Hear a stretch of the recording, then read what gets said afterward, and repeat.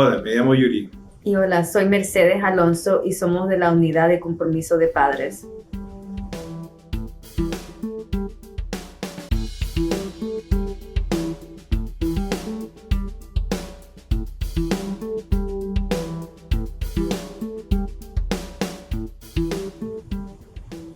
Solo queremos tomar el tiempo para compartir con ustedes información sobre nuestro grupo de padres que voy a estar facilitando pronto.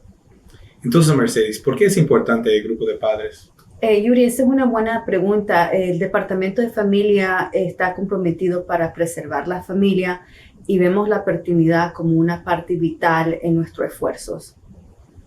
Pero, Mercedes, ¿qué hace diferente este grupo de padres? No solo discutimos sobre las prácticas de crianza, pero también sobre la masculinidad.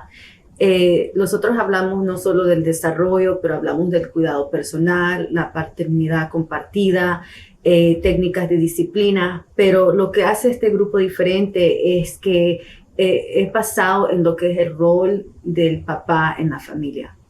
¿Ustedes hablan del rol de papá en familia? Sí, si tú te diriges como soy mujer, obviamente, cualquier profesional puede guiar estas conversaciones. Cualquier profesional que está compartido a la unidad de la familia, sea mujer o hombre, puede guiar estas conversaciones, Yuri. Entonces, Mercedes, tú lo guías el grupo. Sí, pero más que todo ellos aprenden de uno a otro y diría que lo más importante del grupo son las relaciones de apoyo que se desarrollan. Esperamos que después de las clases los padres sigan intercambiando información y que esos vínculos de apoyo se fortalezcan aún después de la clase. Wow, suena increíble. ¿Y dónde pueden los profesionales y los miembros de la comunidad pueden obtener más información? ¿Cómo inscribirse? Sí, pueden ir a fairfaxcounty.gov.